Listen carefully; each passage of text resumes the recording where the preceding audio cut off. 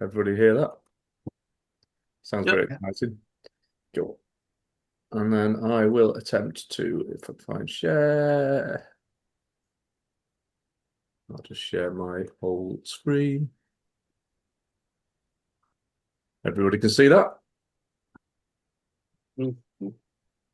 I met Michael Waiting just for in case content, but there it is. Okay, we got it.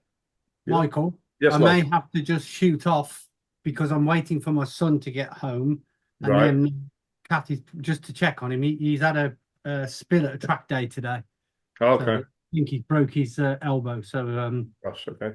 Kath will take him up to the hospital when he comes back. Yeah, no problem as well.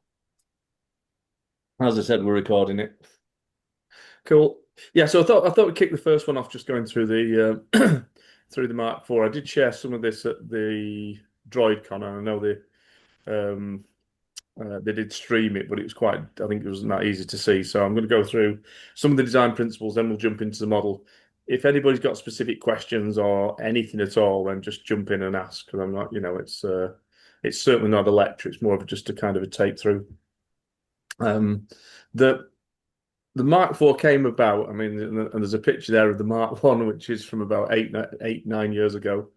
The V3 or Mark III I did probably about 4 or 5 years ago. So I've not really jumped back to R2D2 or any of the Astromechs for quite some time. And obviously we've been Chopper and BD1 and a bunch of other different droids with B2 Emo and learned a huge amount about designing for 3D printing and always wanted to come back to the Astromech because this is the main one, the iconic one. It's the one that we all like to build. So that's really where the Mark IV came from.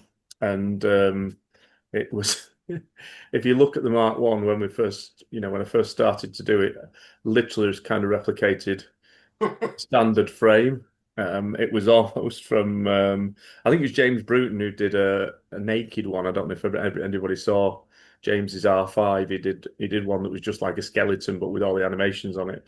And I started really taking his frame and then making it accurate because the dimensions were slightly off. I did a 3D printed skin. The skin was lots of little squares that you had to kind of stick together like a puzzle and didn't do any instructions. So it's come quite a way back. So really, that was where the Mark IV came from.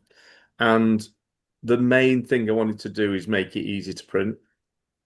With and jokingly, the group's always been called the sanding group, and all of the different nuances of 3D printing where it puts stepping in there or it doesn't deal with certain curves. I just thought we can probably tackle this so that actually we can minimize, if not completely eradicate, all of the bits where we have to stand after we have to sand. But also, printing technology hand in hand has got better and better and better. And with the advent of the bamboos and those kind of style of printers, you can get some very dimensionally accurate and also some very high res prints. The other thing from the very early days was that I wasn't that aware of the different export options that you had. So some of the early files were lower res, so there's some little facets in there. So really wanted to go back and revisit all of it from scratch. And you can see here, these are some of the pictures of the straight off the bed Mark IV legs. And lots of people now are using this silver silk PLA, which gives an aluminium look. I mean, it is absolutely incredible filament. Um, and I've been doing some, literally just printing a few of the greblies off it and then hitting it with a clear coat or with a couple of like layers of varnish, and it really does come up really, really nice. So I wanted to tackle all of that. I also wanted to tackle some of the parts that were really, really difficult to print as a single piece, like the utility arms. And you can see where we've got to now with it. Actually, the delighted with the way that these have come out. It's not just the kind of angles that we're printing at, but also playing around with supports or built-in supports, so we can get some quite quirky ways of printing, but get the quality there. So the finish on it is amazing. Hand in hand, obviously, I've discovered PETG carbon fiber, which gives a fantastic finish. I mean, the finish the stuff you're looking at there is the carbon fiber stuff. I think what happens is the small pieces of carbon fiber when they drop them down on the layers, it almost kind of blurs the layer line, so you get almost a kind of a resin finish to it. So combination of the two makes our lives when we're printing these things, ridiculously easy. So some more pictures on there. So what we've got here, this is a Mark IV body. It's literally just off the print bed. This is using the PETG carbon fiber filament, the bamboo stuff. They're all printed on bamboo.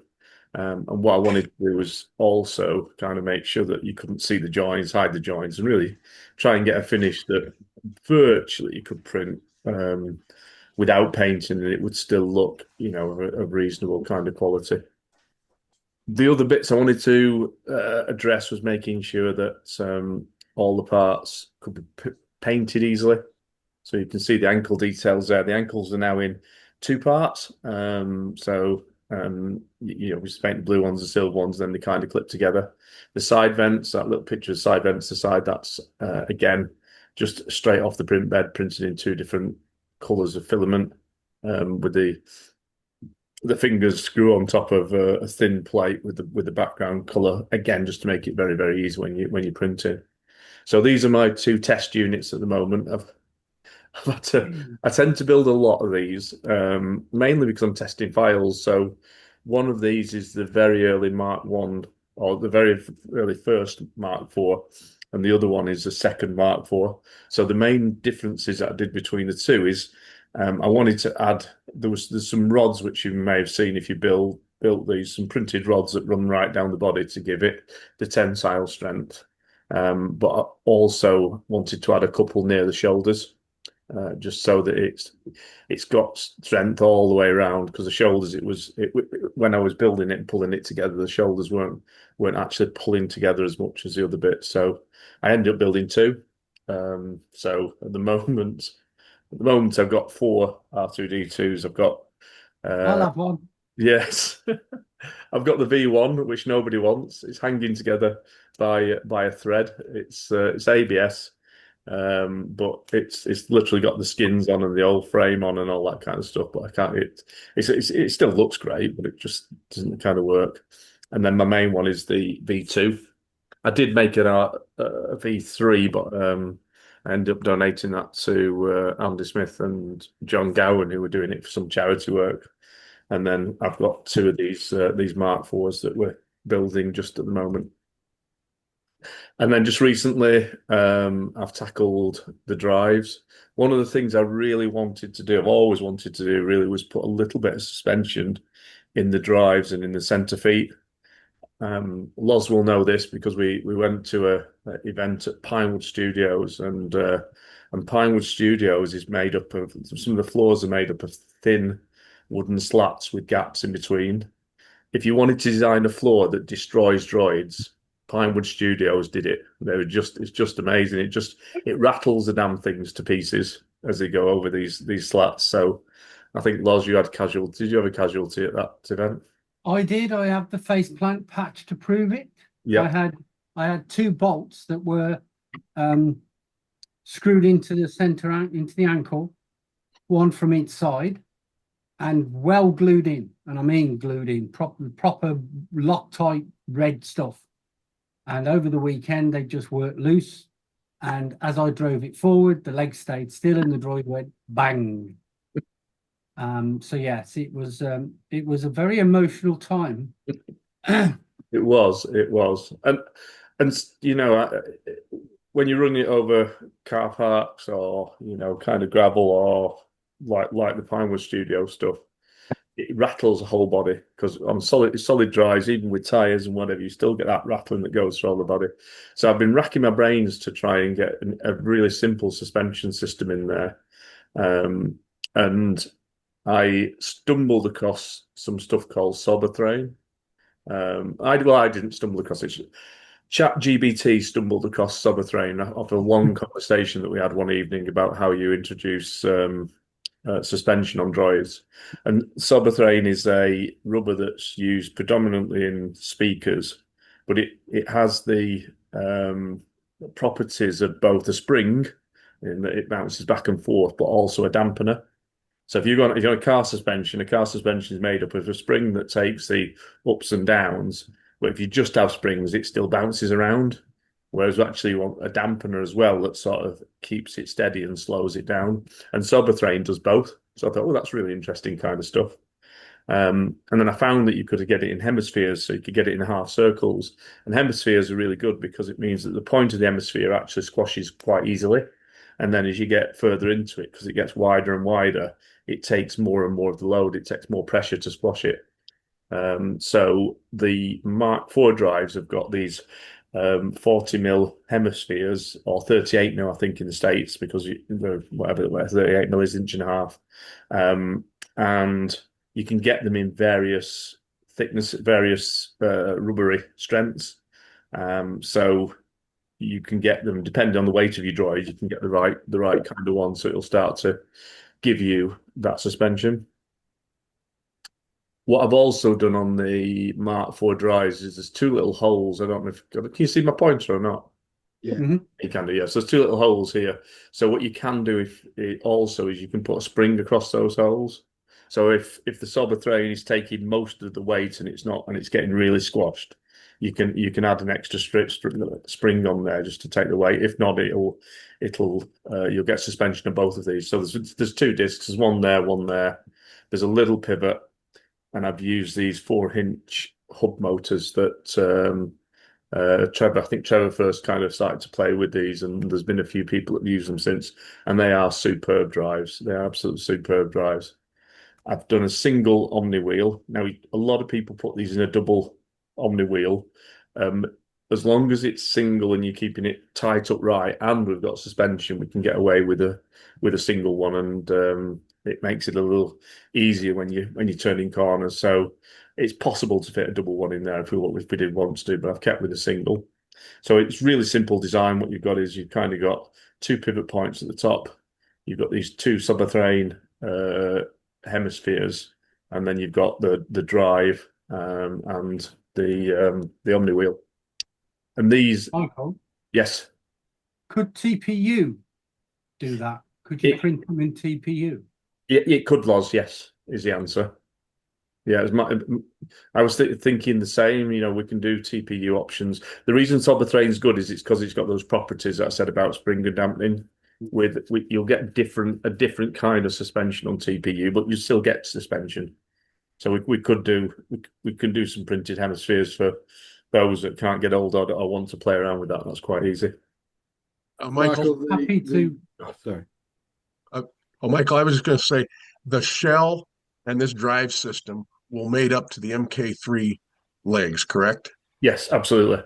Yeah, okay. All units, so legs, drives, domes, bodies, they're all interchangeable from V2 onwards.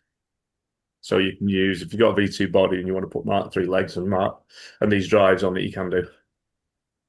Michael, I'm happy to do some test prints with TPU because I've got 3 rolls of TPU I've never used. Okay, yeah. So the only thing I've got to print the linkages for the doors for my MarkV, but other than that, happy to print them and give them to someone who's going to make this drive for testing purposes, or I'll send them to you. What shore hardness is that, Loz? What shore hardness? Are they 90? If you just give me a second, I'll tell you. Well, that's happening, Michael. The Soberthane hemispheres, are they glued into that area, no, or are they? There's a recess. They fit into the recess. But what happens is when you put the 2 in, it's holding them into the recess. So there's pressure going. They're compressed anyway. And I don't know if you can see, how they join in the middle there. That applies pressure, so it holds the hemispheres in. So Michael, the motor controllers that I saw suggested There's a dual and there are the single ones for these A motors. single. Oh, okay. And right, you need to use two singles from what I've been able to Yes. determine. Would that be correct? That's right. Yeah, Jeff's got one up there. The two Yeah. single motor controllers. I It don't. doesn't say what TPU it is. It Okay. just says it's TPU black 1.7 mil. Right, I'll be right back. My son's here. No worries. Yeah, so the other thing that I'm aware of is that the Shadow and Padawan, there is the code is being developed. It should be released very shortly for those controllers. These are the Flip Sky ones. For some reason, everything's FR Sky or Flip Sky in our world, so they just keep use the same format. But yes, where there's some development for both Shadow and Padawan for the controllers for those motors. Actually, Michael, Yeah. this magic rubber you're talking about, can you point to it on the picture? Because I don't know where it is. Is it not seen? Is it underneath? I'll show you on the CAD, David, when we get into Okay. it. But can you see where that little finger is there? Yeah. It kind of sits underneath there. So we can't see it. It's behind the scenes at this You point. can't see it. It's behind the scenes at the moment. All right, I'm good. Thanks. Upside down mushroom cap, isn't it? Yes, I love mushroom cap. That's right. Yeah. Sorry, what you say, I'll Jeff? wait and see it. No problem. Oh yeah, there's I'm Jeff good. just pointing to it there, so you can see it on there. So anyway, so the drives. The other thing with the drives is they are horrendously difficult to maintain and to get into on the Mark IIIs and Mark IVs. So these are completely different and a lot easier. So if you can see again on here, you can just see this little finger sticking out, and I'll show you on the CAD. There's two screws at either end, which are actually accessible from the top of the feet. So two screws from the top of the feet, and the whole drive just clips out. So you just slide it across and drop it out. You can literally change a drive over in seconds once you've took those two screws out. What I've also done is put, at the moment, there's a static stand, so you can replace these drives with a static frame that just fits in if you want to do a static. And it's very, very easy. I've got some casters, so I'm going to do some caster ones as well. So you can have a clip-in drive like the suspension drives, or you can put in a static, or you can drop a caster drive in there, and we can make different drives. It's really easy to change over, as I said. One more question, Michael. Those motors that you've got there, why do they need a different motor controller? They're firstly the brushless. So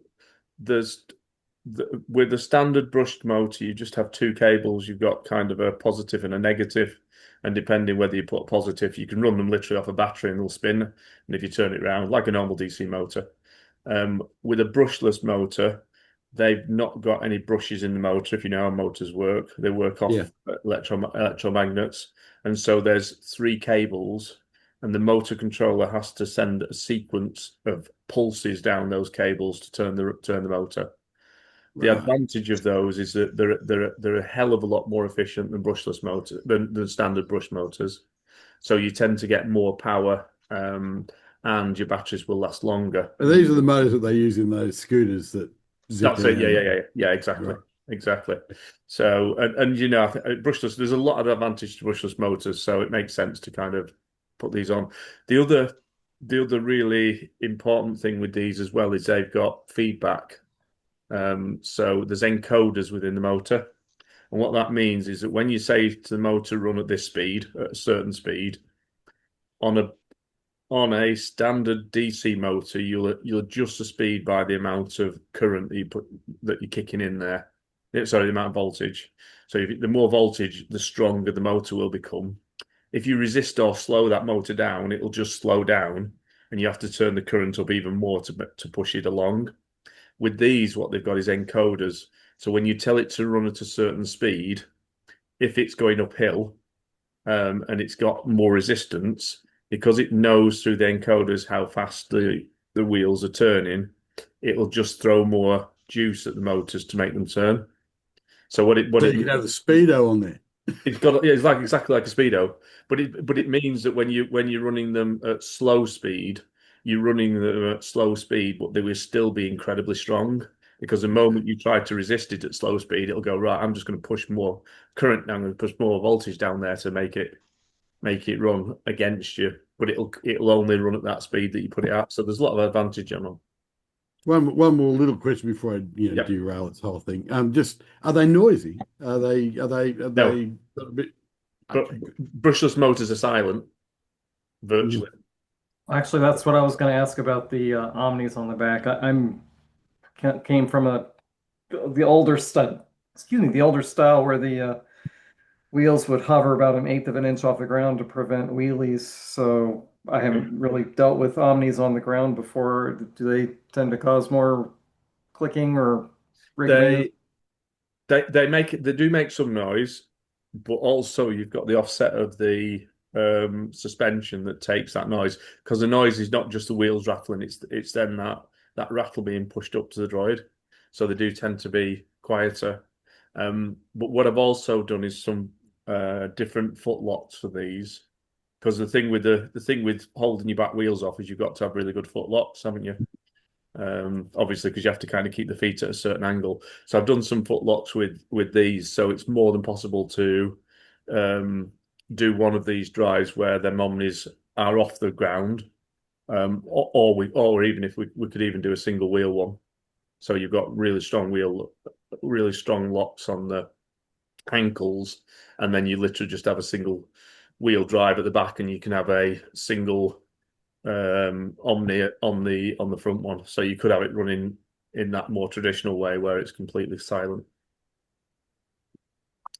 So there are What kind of hub motors are these? These are 4-inch hub motors. You can get them from AliExpress, Amazon. If you just do a search for 4-inch hub wheel motors, you'll see loads of these around. They're all pretty much the same, Stephen. Thank you.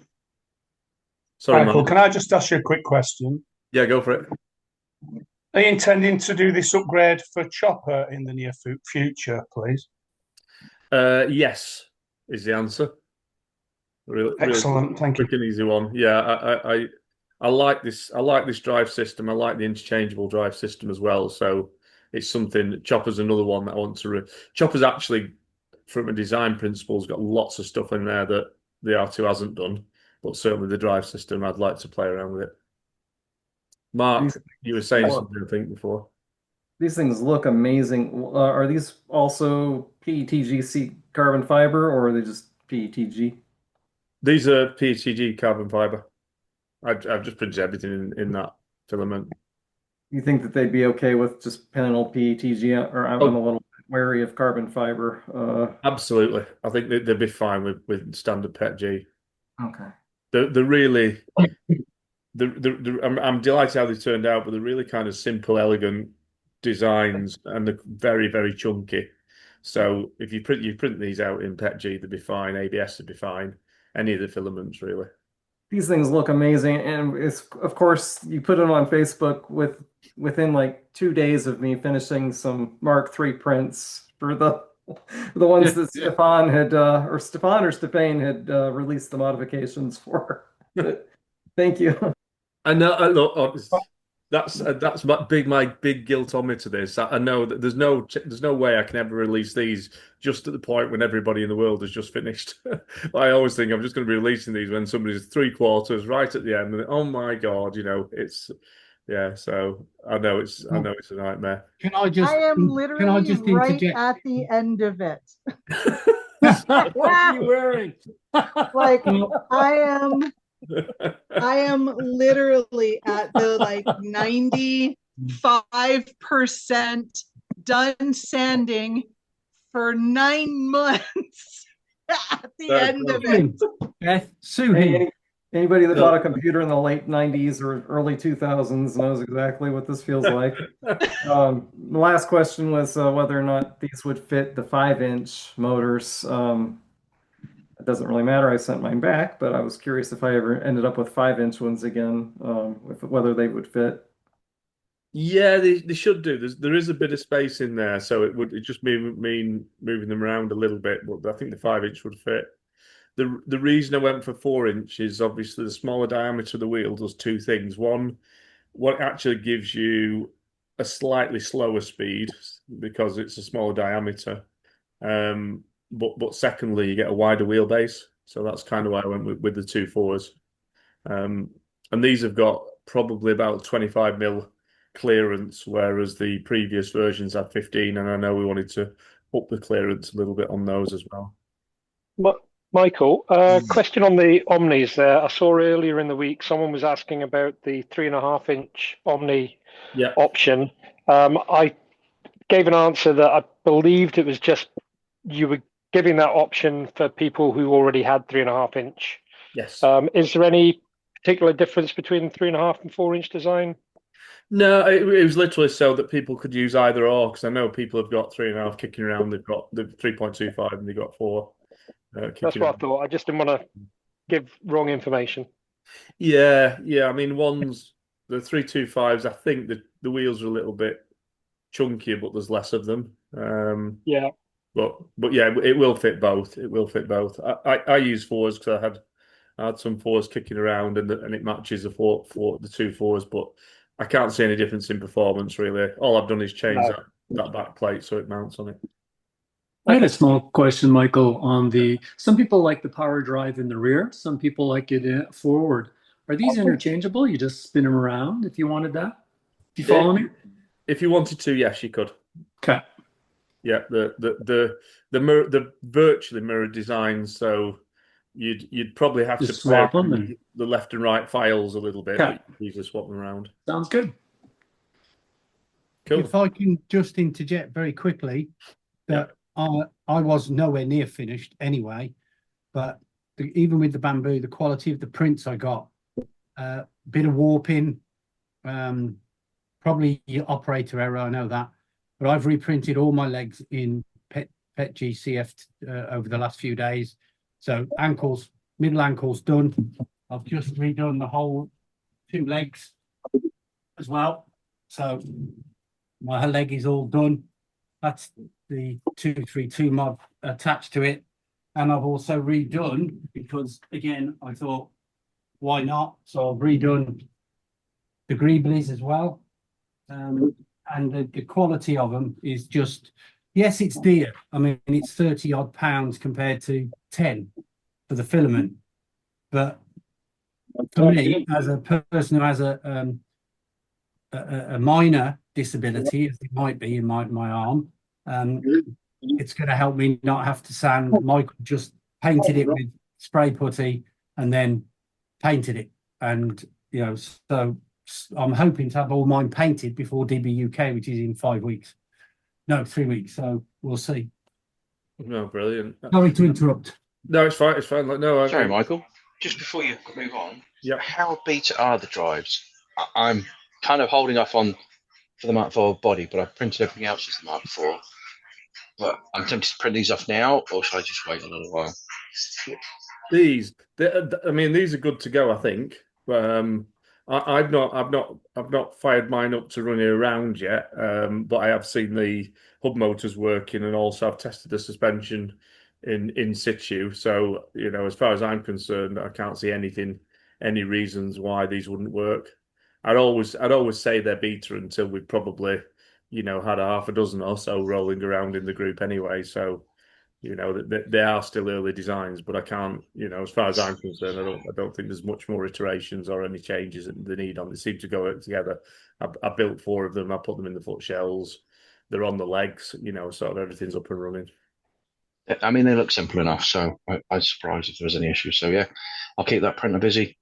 Yeah, I'd be surprised, to be honest. And those hub motors make life a lot easier, just because even from a design perspective, it's really simple. And the other thing is the main hinges where I put the bolts through, where they pivot, these ones here, that's all just printed. I didn't bother with bearings because it's such a small amount of movement, and also because if you do get anywhere on there, it's kind of a day to reprint everything. So they are really, really simple to assemble, and they should be solid and robust, really. Michael, just someone before we move on. Someone asked about you if you were doing chopper drives. I've literally just installed Trevor's chopper drives with these hub motors and motor controllers. It's a huge improvement for him. No, I said they're great, John. I'm a big fan of them, to be honest. And yeah, the reason with choppers, I quite fancy playing around with the suspension thing again on chopper. I'm not sure it won't work in the 2-leg mode, but certainly in 3-leg mode, would be good fun to play with. Yeah, a little bit more on these. So we've got the foot shells. Really, everything's kind of very easy and simple to put together. And again, you can see a little bit more zoom in on the finish on these. And then these are some comparisons that I did on Mark 3 versus Mark 4. So how I used to print these against how we print now. These were all printed on the same printer, on the same bed, using the same filament, on the same print itself. So I literally put them side by side and just hit print. And these are printed in PLA on the Prusa, so that these are not bamboo prints. And so and I did a two color one just to put the silver on there. But you can see putting things at different angles and stuff. It's quite made a remarkable difference. The other thing that I've added is internal supports. So where people are asking, what infill should I put in here? And, for those that are experienced, I'll put more infill around the shoulders. I didn't want that to be a guessing game, so I wanted it to work with however you printed it. And so this is one of the shoulder hubs that I stopped halfway through. The shoulder hub needs compression strength because it's squashed together when you tighten your legs up. So actually, it does benefit from higher infill on the shoulders. And this was something that I came up with when we were doing the pro version for B2EMO with Dave Ferreira. So Dave was putting induction motors in, induction speakers into the corners of B2EMO, and he said, I'm going to make the skins really thin and put the induction on the skin, because with the inducer speakers, they have to use the plastic almost as the cone, so they vibrate the cone through. So I said, I think we can do something a bit different on that. And the challenge when I've read into inducers is that the core treble of the induction has to go right through the plastic, almost solid, and the base has to be on an outer, just outside of the inducer, but it has to be more flexible. So what we actually wanted is a wall where you could put a speaker on it, where the center was almost solid, but the outer wall wasn't. So I said to Dave, I said, what we could do is do 0.1 or 0.2 millimeter gaps in the middle of the model. And what that does is it makes the slicer put walls around those gaps, because it thinks it's an actual outer skin almost. So what you end up doing is being able to put solid pieces of plastic anywhere within a standard design.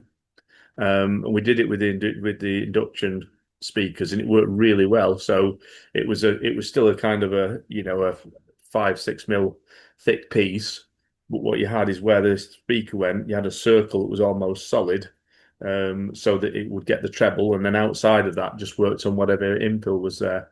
So what this is it's a two outer walls, 15% infill, so it's a standard print as we would print just the 0.2 standard on bamboo.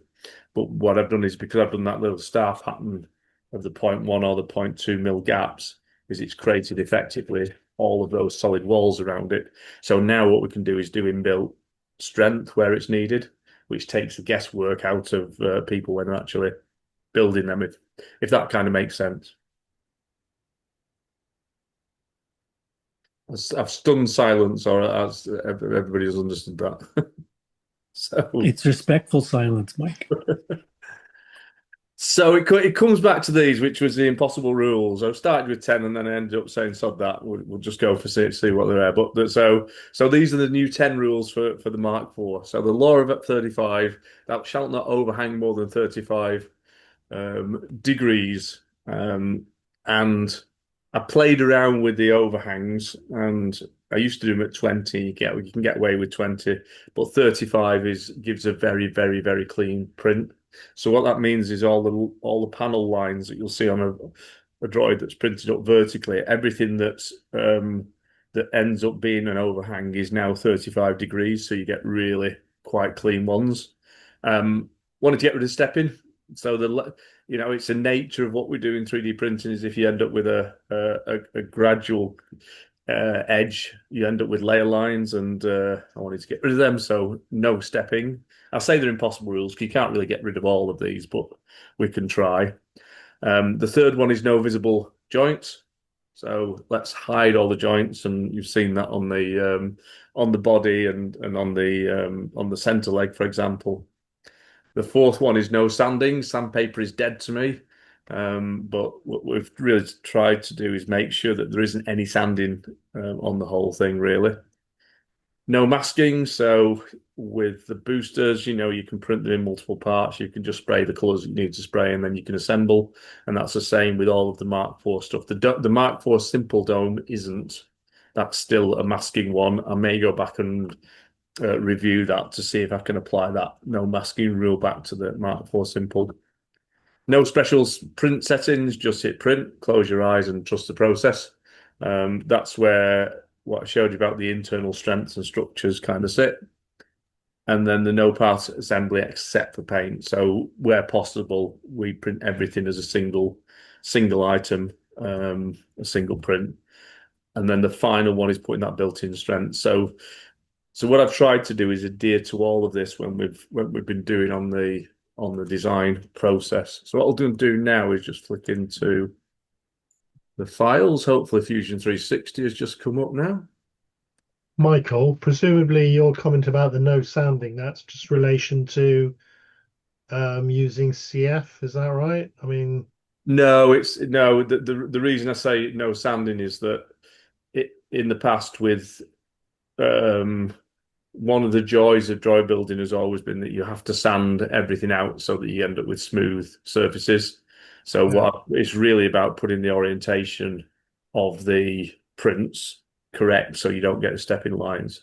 With CF, I don't sand CF anyway, really. I tend to sand the primer. What I use is I put 2, 3, 4 layers of spray putty, and then knock that spray putty back if I do want to sand anything on it. But in an ideal world, of most of the stuff that I've been doing, I've just been spray puttying it and then literally painting it. so I'm saying then with the new design orientation, using just standard PETG, no sanding? Yes, that's the aim, yeah. Okay. That's cool. But you still have to sand the dome, right? You still have to sand the dome, yes. Again, I need to, I want to go back to the dome. There's a few things on the dome that I need to look at, but the dome's the main one that there is sanding. The rest of the stuff I've got a fully assembled one now with legs, feet, body that all I've really done is hit it with paint. So it means you get a good solid finish without actually having to spend hours trying to sand all the layer lines out. Nice, thanks. Okay, so just to kind of show you some of those ones in action, I'll start with the drives because I think that's where we were talking about before. Let me get rid of one of the feet. I'll just do a left foot. And this is just a pretend ankle so that I knew where the ankle looked like, but this is just a drive. So the base shell, well, I'll start with battery boxes really. So the battery boxes are now a single print for the battery box, and then they've got a front. So these will print in an with this base is flat on the bed. And again, what I've done is lots and lots and lots of things inside so that the if I just show you the outside of that.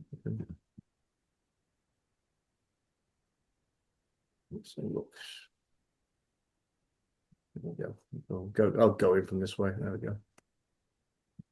Yeah, so you can see like for these front panels here, which would normally be an overhang, they start from a single point. They build up at 35 degrees out. There's the tiny bit of bridging just on these two edge pieces here, and then it can print these straight out. So before you had kind of these either as an overhang or as an assembly point. So now all of these print straight out and clean.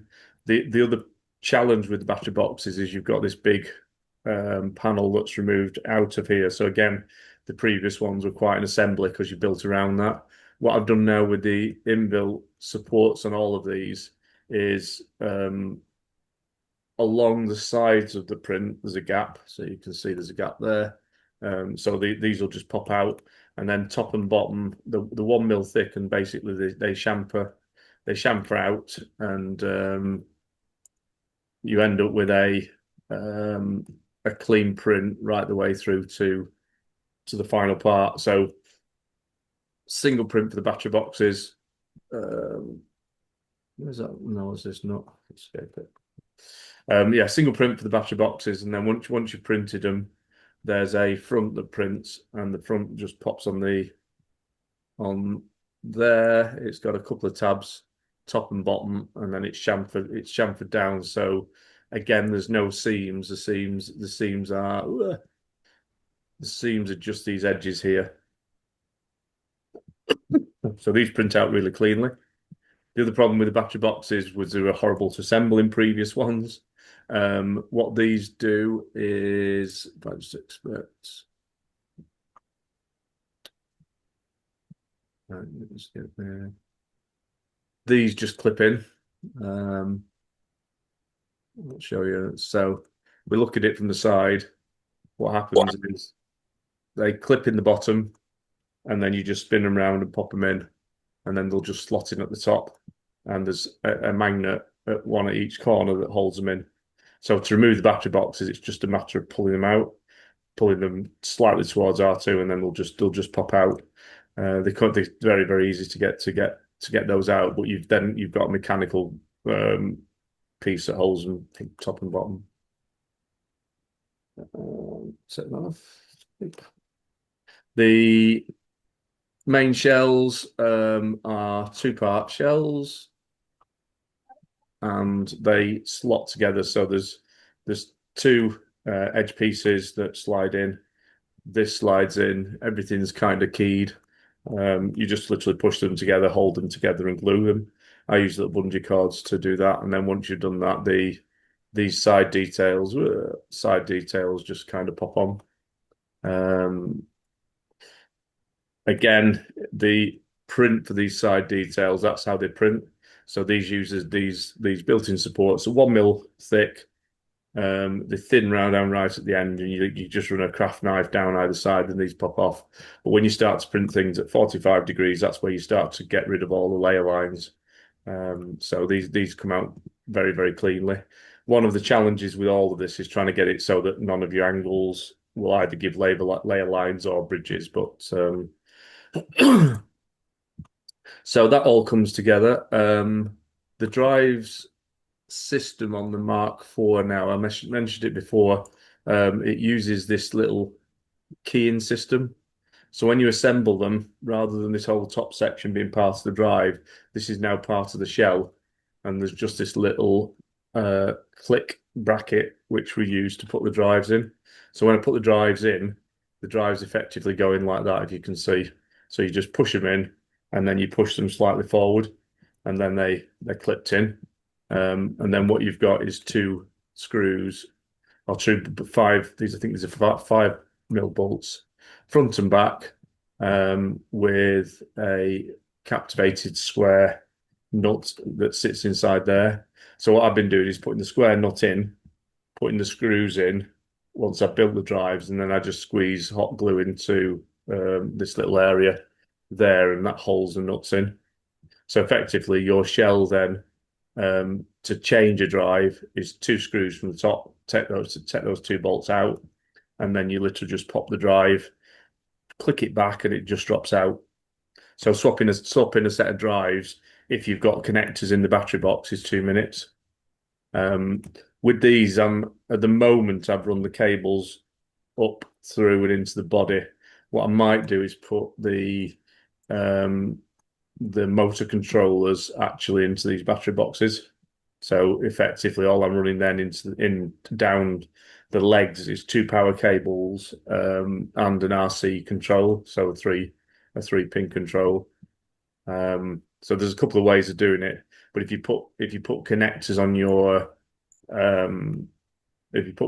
motors, you can then just drop the drives out and put the drives in. Okay. These are the actual drives. This is the 4-inch version. I've got the 3.25 as well. So we asked before about where the Soberthane goes. This is it here. Whoops. How's that gone? Come on, there we go. So you can see that. So what you've got then is you've got 2 of these 40mm Soberthane discs, one there and one goes in there. They just fit into the recess. The drives have these flats that go together. So when these flats are touching and your Soberthane's in there, oh, Tiffany can draw on our screen. I didn't know that. That's quite cool. The problem, I don't know how you clear that though now.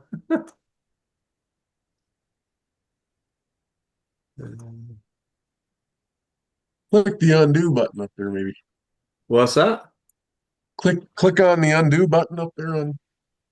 There's an undo button. What's that? Well, or is this in? This is not In in Zoom. This is actually on the screen. It's on It's in Zoom Zoom, screen, this, not yeah. Yeah, this is on the shared screen, not within. Okay. And let's say it's clear. All droids. There we go. Look. Well, I didn't know that. I might be using that in anger now. Actually, I can't move it around with my nanosite mode, so let me get rid of nanosite. There we go. Okay. I assume you didn't mean to do that, Tiffany. Right. Yep. So effectively, these pivots pivot on here. They've got your rubber Soberthane there. It's limited by these bits here, and the more pressure you put down, these will start to move outwards. And as I said, I put 2 big chunky holes in here as well, so that what you can do is put a spring on there if you wanted to. So they're really quite simple to build, to be honest. They're all you're really doing is putting your omnis in, your drives in, 2 bolts through, and then it's pretty much assembled. Hey, Mike, on those 2 plates there in the front, yep, where they touch, is there any concern about them hitting hard and cracking the piece or anything? I mean, it would probably have to be a pretty significant bump or something to do that, but no, there's not a lot of pressure on those when it's fully extended off those Soberthane. So I don't. If you push down, they'll separate. It'd lift up is when they come together. So I can't see that ever really kind of becoming an issue. Okay. The other one is that these will fit onto. If I just take the shell away, show you. So these are limiters so that if you've got a lot of weight going down or it lands hard, what potentially can happen is your wheels will extend too much and then they'll hit the shell. So these are just stoppers that stop the wheels from extending too far and hitting the shell. And they go straight to the main frame. So I doubt very much we're going to have any problems with either of those 2 stoppers, because that one doesn't take a lot anyway, unless you're lifting your droid up really, really quickly. And Soberthane doesn't bounce back as fast as rubber would do. And then similar with that. Oops. Okay. I'm guessing that the old battery boxes can't be used on this Mark IV. Am I right? That's correct. Yes. Yeah. The old battery boxes used to screw in from the bottom, so they're a bit of a pain to assemble, to be honest. So these are much better. But as I said, at a unit level, you can't. Some of the bits will swap over. Some of the greblies that are on the legs will work, and some of the greblies that are on the battery boxes will probably work. It's not by design. It's just that I've used ones that didn't really need updating. But generally, at a component level, as in a foot or a leg or a body level, they're not interchangeable. Michael, Yes. is there any chance, obviously, in the future that you could do this design for the scavenger drive? Which part? Do you mean the way the battery boxes go on? The battery boxes and the foot shell. The foot shell I'm limited. The only bit I could do is probably the way that the battery box clicks in. The foot shell I'm limited by the scavenger drive, because the scavenger drive has got two metal plates that go up, so it's not a click on one. It's just the way that drive's designed. Okay. But I can do the battery boxes like that. Thank you.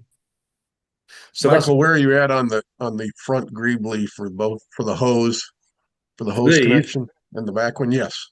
I'm just being lazy, Jeff, if I'm honest. That I'll get that done this weekend. I think this weekend or early next week. Okay. And will you make a provision for those of us that have bought those? The hoses, the braided hose, but using your 3D print thing. Okay, great. Yeah. So, when we did the printed braided hoses, it was the challenge that I was told you couldn't fully 3D print an R2D2, so I wanted to be able to print everything. But I'll do provisions for both so that you can use the because I think most people will probably just use the standard braided hoses because they're cheap to get hold of. And then those have the magnetic connectors.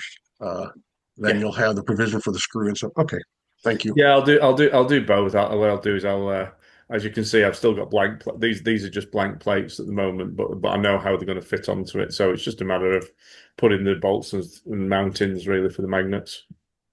So will you also do the screw-in type as well, Michael? Screw-in ones. Which ones for? Where the AN6 hoses go in onto those end caps. Yes. The screw-in type that will hold it, but I'm having trouble because my AN6 hoses are quite stiff and they keep popping off. Yeah, just like they'll be flying along. I'll hit some paving and one of the hoses will go flying. Right. So okay. I want to try something else. So going to look at the screw-in type or screw them down somehow. But yeah, we've got space. We've got space to do something like that. I just need to sort of think it through. It's where you get the screws in from, really, because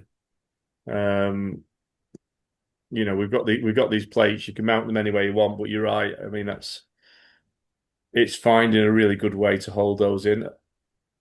The magnetic mounts seem logically to be the easiest, but there is quite some pressure when you put those. they sort of sit. Mine sort of sit sort of leaning to one side. If you don't sit flush with the magnets in, they just want to push away. Yeah. Yeah, I didn't know whether I'm a total newbie to the whole thing. But did you try heating them? Because I asked that question in a group and someone said to me to heat the hose and then bend it to the shape that you want it. Even like the problem is I was like, well, why don't we use a hairdryer or a heating gun? And they were like, you can't because it's too close to the paint and to the piece. But if you take the hose off and you heat it and then you bend it and give it a little bit of an overage, it should stay. Because I actually did ask that question in a group. I'll give it a shot. The bit I'm wondering about, to be honest, is whether you could just put whether you put wire in there, or I want to say coat hangers, but they don't make coat hangers like they used to do. but almost kind of a solid bendable wire actually in the hose, and that it can take some of that pressure off because it just wants to shoot out, but it needs.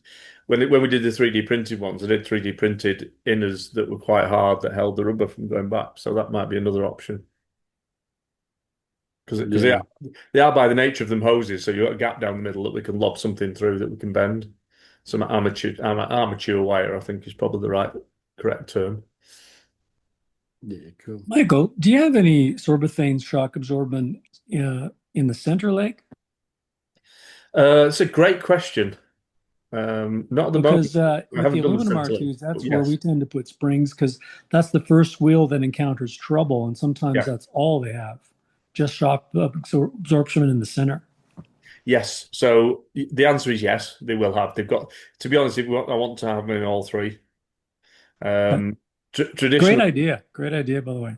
Yeah, traditionally it was interesting because I again had a very long conversation with a couple of AI friends of mine about suspension in R2D2s and in three legs, and the conclusion that we came up with was that the center leg is the one where most people put them because it is where it hits, but actually it's also the easiest one because it's ones where you've got the most space, because your traditional drives take up quite a lot of space on them foot drives, and it's quite difficult to put suspension in there.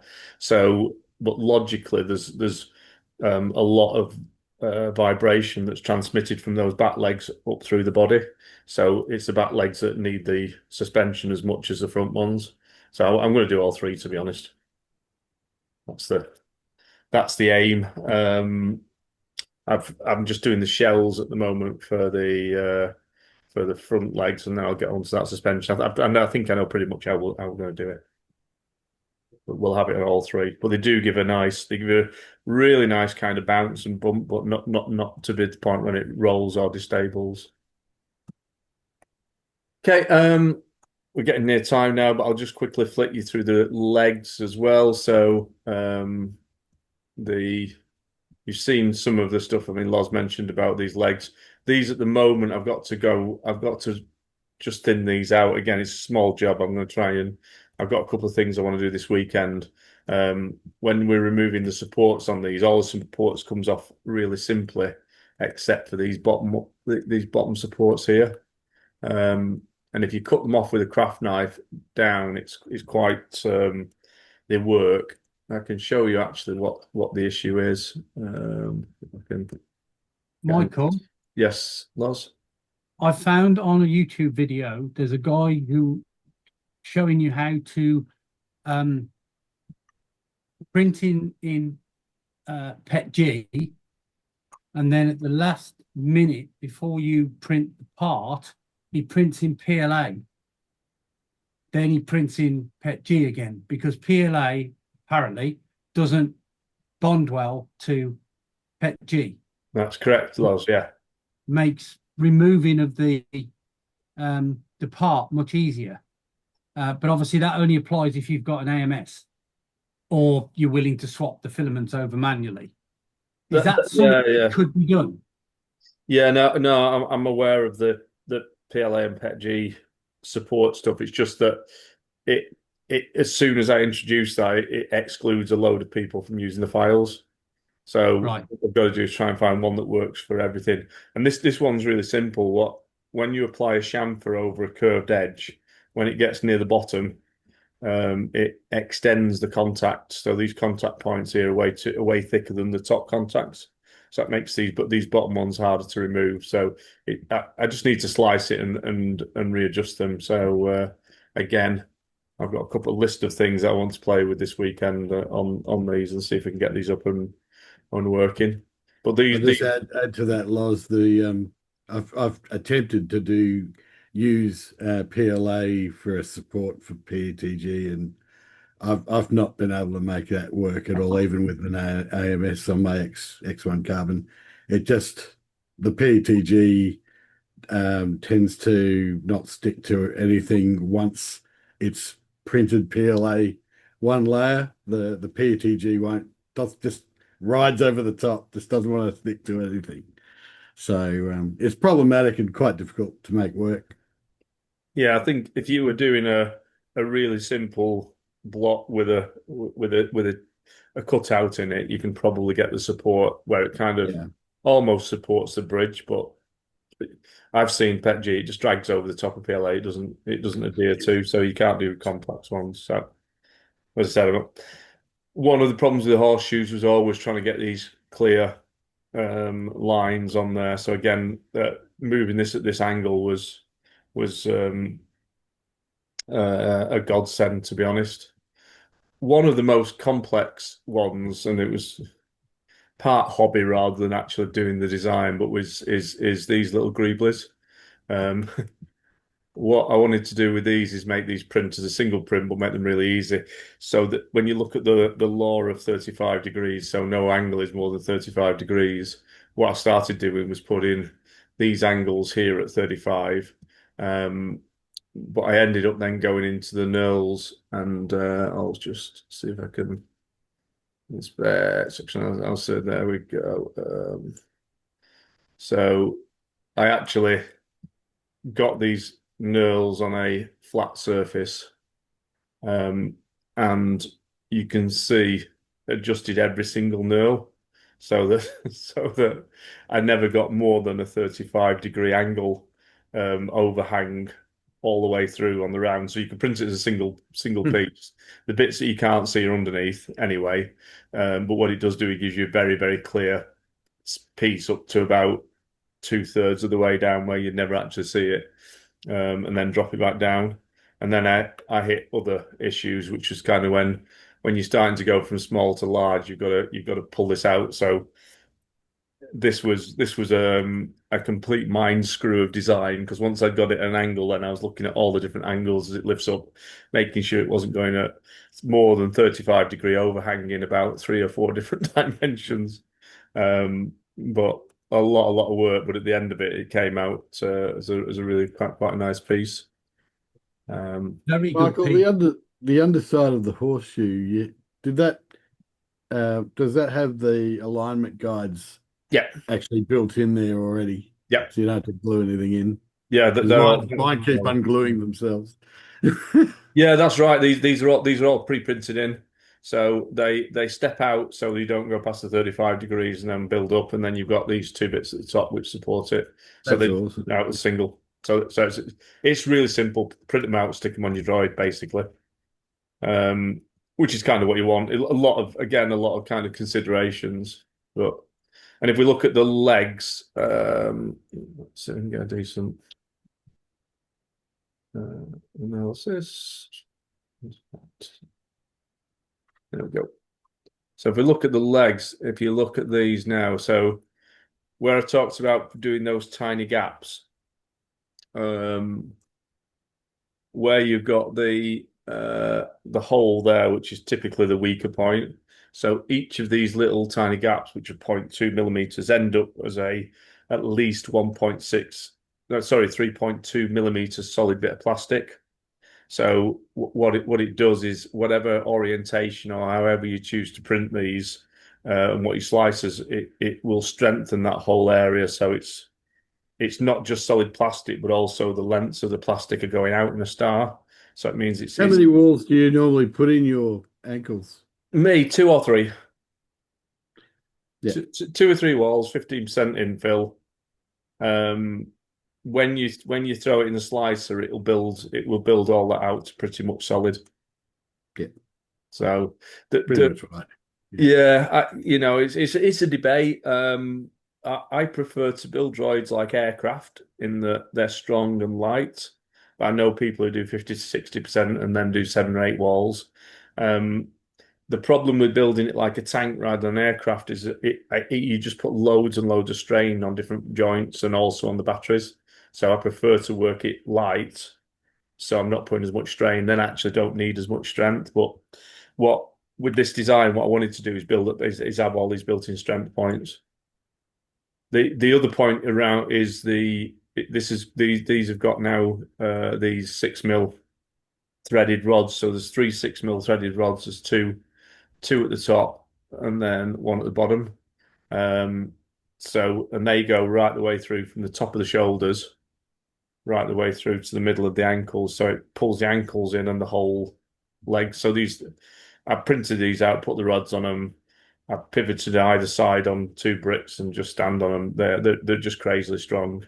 I wouldn't Will recommend you be putting those slots into that the center leg as well? Those little strength points? Yes, yeah. They're in there already. They're all in there. And the other design element as well of putting these around the weak points where we've got compression. So these are where the square nuts go through, where you've got the other end of that. So there's the threaded rod with 2 nuts that pulls it all together. I've put them actually in the nut space as well. So where the nuts is pushing against it, there's solid plastic behind it. So what it's let me do is kind of at various stress points, I can add extra strength as needed. So that's been really, really useful, adding those little strong bits in there, really. And similarly around the compression holes for the where these slots go through. So what it's done then is it's given me the ability to really just to reinforce whatever we need to do, so that we end up with a really solid build. The other one that I tackled on there's loads and loads and loads of little details on this, but these cylinders in 3 parts. So again, so you can paint them very simply. But what they do now is they actually key in with almost like a dovetail. So we used to kind of glue these in or stick these on and they'd come off, and people put magnets on them because then they'd come off. Whereas now they're actually an intrinsic part of the thing. So again, they're really, really, really solid. And similarly with the curved parts, they use a similar kind of joint, so they slide in. So lots and lots of work on these. I also wanted to improve this part under here so it prints out cleaner, because on the original ones this was almost a bridge, so it was a bit droopy on that side every time you printed the legs with the little inserts. These now have got these little clip out ones, so you can pull these out with your fingers, and I tend to snap them out. I'd recommend you run a craft knife down them, and they come up, and then I've added a few little bits of strengtheners and a little bit here and there, just so that they're a little bit more robust than the Mark 3 legs are solid anyway. But I wanted to play around that. Michael, that silver silk that you use, is that a PLA, or is it a Bamboo Labs color, or is it? It's a PLA. You can get Sunlu ones, so there's Sunlu silver silk. Egg glue, all the major ones do silver silk, but Bamboo do a silver silk as well. Okay, so you can get them from anywhere, but they're the problem with PLA, as you know, is it's got a low glass point of about 60 degrees C, so in warm countries it can get a little bit bendy. But with greblies, it's not an issue because they're so small and they're not carrying any weight. It's more kind of some of the bigger load ones where you'll start to see some drooping. So I wouldn't use it for structural things, but yeah. Michael? Yes. I'm tempted to try something, and you may tell me that I'm going to be foolish here, but the legs are so good with the rods in, so strong. Yeah. Because you can compress them from top and bottom. I'm tempted not to actually bother gluing them at all, because glue makes a barrier. Yeah, makes it might only be a millimeter thick, but that makes a barrier. Also, if for any reason something did break, be it the ankle, or any part, I can just simply unscrew it, take the part out, reprint it, put a new part in, respray it, and I've got a replacement part. Yeah. Rather than doing, if you glue it in, you do the whole leg. So what do you reckon? I think with bamboo, it's probably not a bad idea, because that leg is solid. I reckon I could stand on it. Yeah. I mean, I've glued my legs. I've not actually glued my center legs. I've just screwed them together because of the center legs, for the same reason, to be honest, Loz. I don't think it needs it, if I'm honest. I've just glued it because Are they keyed, Michael? Like, are they got locking holes or well, yeah. So the way the legs fit together, so that the seam is right on the edge there, so you don't really see the seam anyway. Yeah. And then the four legs, let me see, and just get rid of that right leg. There you go. So what you've then got is you've got dovetails. These are three big dovetail chunks, and it's printed flat. So the filament 3D printing is like wood grain. So if you print them flat, they're really, really strong. And then you've got these 3 6mm threaded rods that go through in a triangular shape.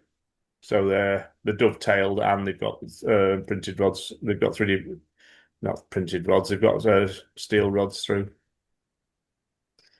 And then the ankle.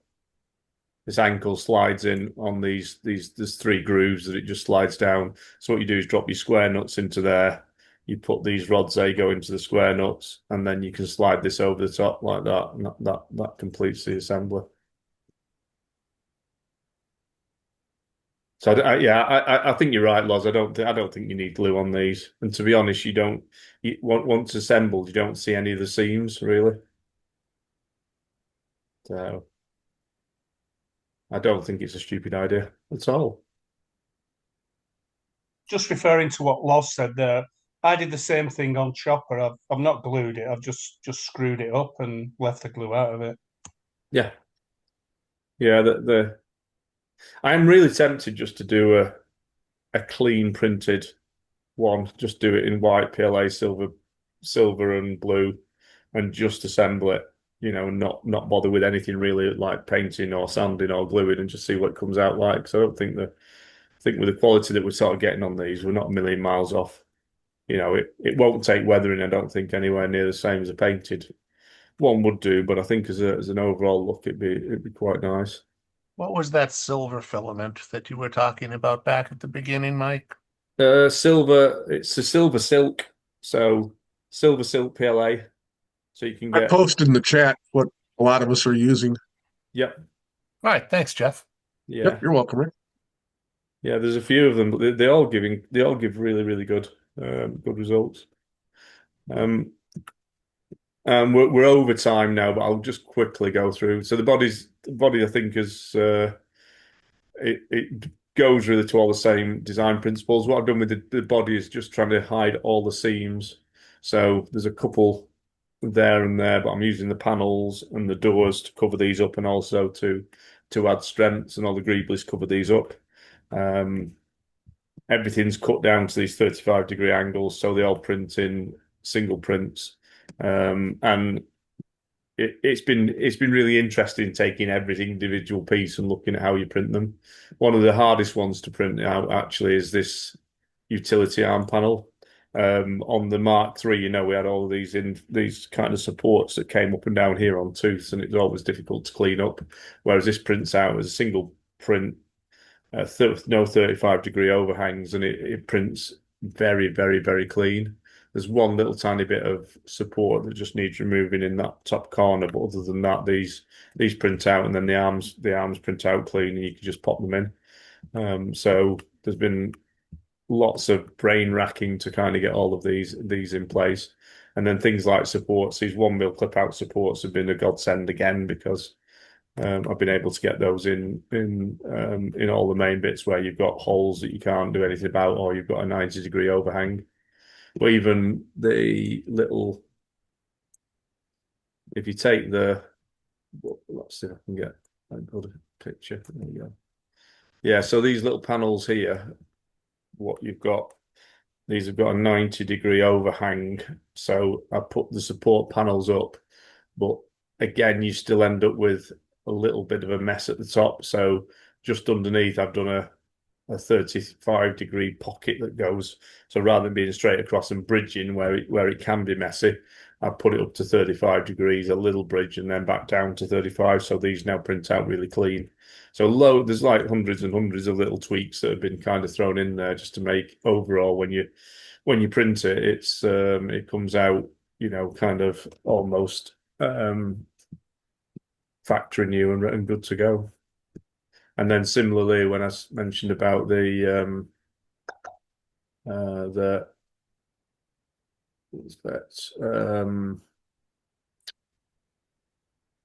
all the strengtheners, so you can see all around the shoulders, it's got those so that it'll print out more solid.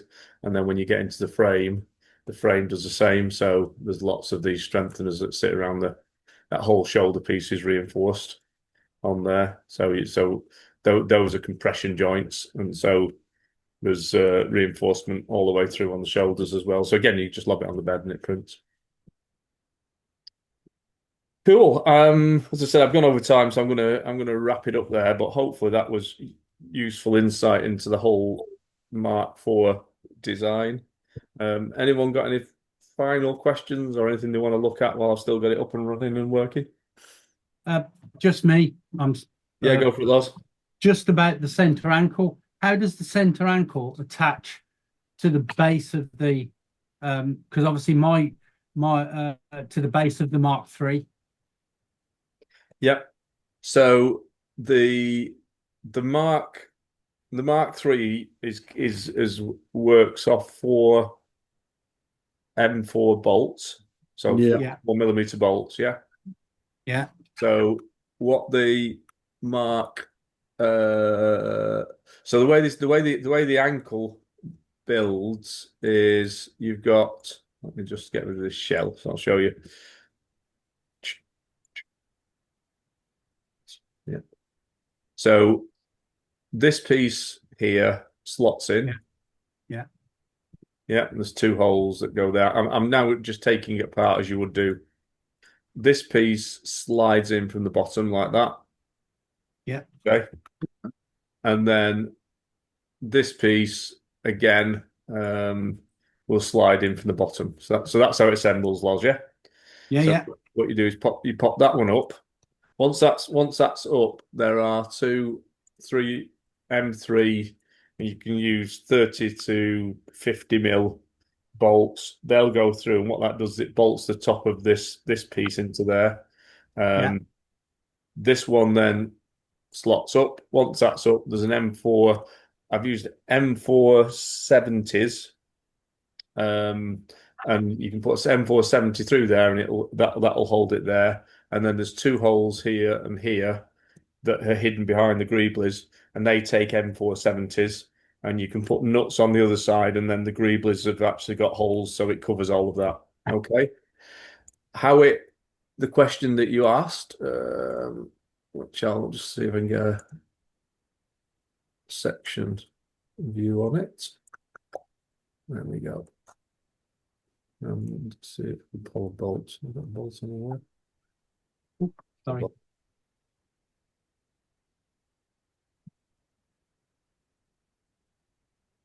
I'm seeing if I've got any bolts kicking around. But so the way they assemble is once before you actually slide them all together, Loz. Yeah. What you've got is you've got these slots here. Stop it, Fusion. Thank you. There we go. So your M4, if you get M470 hex bolts, so they've got the normal hex head, they will slot into these slots here.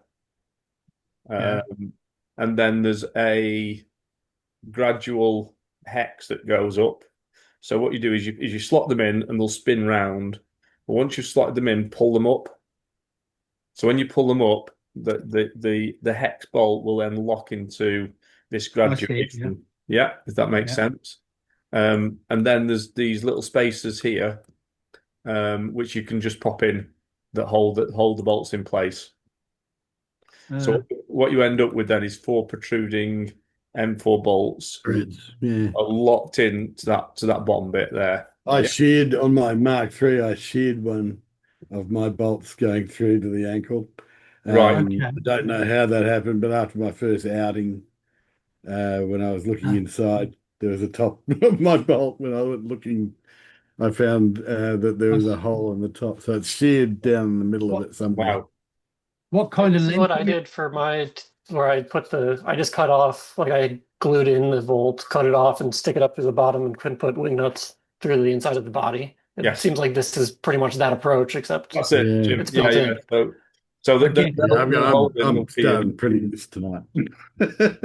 Yeah, you drop them in, push them up, put them spacers in, and then it means that we've got 4 wing built nuts on the inside. It's a lot easier to if you need to remove or get maintenance. That's awesome. What length are we looking at? What length of bolt? I guess just as far as long as it comes through the base. But where are the spacers? Because I can't see them in the folder. The spacers? What do you mean? These? Yes. I think they're called bolt holders ×4. They're in the folder now. I'm gone. Yeah. Looking at center ankle. Yeah. I've got nothing. Nothing new there, but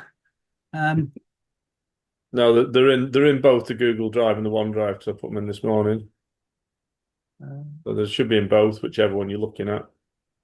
Oh, well, it might not come through to me yet. This is what I've downloaded. So let me. So yeah, it probably hasn't come through. So let me just have a look. Drive. Michael. Yes. Do you have an estimate on when the complex cut body will be released? That's a great question. Let me just check for these. I'm not going to duck the question. Let me just check for these ones for thinking. And I'll say that. So bolt holders ×4. There they are, Loz. So they're in OneDrive and they're in the Google Drive in the live one now. It's not online. So I'm just looking at it right now. Legs. I've recently updated them because it's got this little nick out here. I didn't put this in before, and what was happening is this was hitting the top of the bolt. I didn't account for the hex for the top of the bolt, so they're slightly modified, but I've updated all of the files today. That's fab. I've got it now, so I can save that. Because then, what can you just tell me what length so I know what to buy? What do you reckon will fit? I've said it 3 times, Loz. I'm not. Sorry. No, I'm joking. It was at M470s. M470s. Right, I'll make a note. Yeah. Sorry. So you need. In fact, I'm doubting myself now, Loz. I'm doubting myself. Let me measure it from there to there, which is 46. Yeah, M470s. So they'll go through, and it gives you about 25-30 mil at the top then to go with it, and I think it's about 12 mil when you've got the 2 layers on the inside of the body. So it gives you plenty of space to drop a washer and a wing nut on there. Well, that's awesome. That's great. Yeah. So, and similarly, I've kind of just bolted mine together. I've not glued these ones in. The seams are all on the corners, and once you put the cylinders on, you know the only surfaces that you see are printed surfaces, so you can't really see any of the seams once it's all assembled. I got a couple questions. Yeah. But I know you were going down some other tangents too. So I was going to what, sorry? I'll just ask real quick. Jim? Is there, you probably mentioned this before, is there different lengths for the center leg or the side legs like there were on the Mark II and Mark III? Yeah, the long and standard. Yeah. Okay. And then I've noticed, and I've done it too on a couple, where people will kind of drill out the ankle holes and put bushings in there. Is there any recommendation to do that or not do that, or is that like overkill or counterproductive? I wouldn't do if I don't know what the need and requirement is, but what I've done on these is these have all got the extra strengtheners in the space. So the ones with the ones where these will build a 3.2 mil wall all the way around the outside of this. So this is pretty much prints out solid plastic. The thing with bushings is if something's moving regularly, plastic will wear. But when your droid's in, even if you're going from 3 to 2 leg mode, you're only just moving it once. once an event or twice an event. So I don't think bushings are required. Cool. What I have done though with the pins is when the pins go through, there's a steel bolt that goes through the inside of the pin as well, so that because I know we've got breakage on plastic pins, so now it's steel bolt going through plastic seems to be strong and fine. Awesome. Cool. Thank you for that. No problem. Also, this is all fantastic because I haven't even started looking into it, and coming from doing a couple of V2 builds, like my mind's exploding over and over. It's all it's almost too easy. It feels like cheating. I mean, I'm just building two of them. And I'm like, oh my God, this is crazily easy, to be honest. Michael, yes. Your the Sorbothane stuff. I've just been looking at those. Did you say you were going to find out the shore? Did somebody ask about the shore hardness? Because No. I'm wondering about polyurethane. I've got various polyurethane mixes from about 20 shore hardness up to about 95. Okay. And I'm just thinking that would be fairly easy to knock up a mold and pour that in. Yeah. Definitely. I think the ones that I got was 70. Right. Okay. Just to give you a starting point. The thing with it, Mark, is that the more loaded the droid is, so really when you get all of your battery in and all your components and everything in, that's really when you want to start tuning the legs. So at this stage, I've got 70 as a kind of a nice middle mark. I think it's about right, but until I start throwing batteries and stuff in, I can't be 100%. Okay. Is that the hardness you're talking about? Yeah, it's a hardness, yeah. Because I'm saying I'm just thinking that might be something fairly easy to play around with, and the resin is relatively cheap, it's polyurethane. Yeah. But I mean, I'm happy to, because I assume it's like 40 mil and then it's half, isn't it? So it's a 40 mil. It's a 40 mil hemisphere, so it's a 40 mil ball cut in half. Yeah. So I'm happy to play. I'll play around with a couple of those because I'm doing some casting at the moment for some other stuff. And if you want, I can run off a couple and send them up to you. Yeah, give them a whirl. Yeah, definitely. See what it's. See what as I Yeah, said. I'm not at this stage. I paused everything with the Mark III. Once you mentioned the Mark IV, I paused everything. So I'm going to restart again. So I'm going to be way behind. So but yeah, quite happy to play around with something like that. Yeah, definitely. I mean, I've the Soberthane stuff because it's got that properties of both spring and dampening. But to be honest, anything that's kind of rubbery will give you suspension anyway, I think. Yeah. So maybe another option. Okay, cool. Thanks. Oh, cool.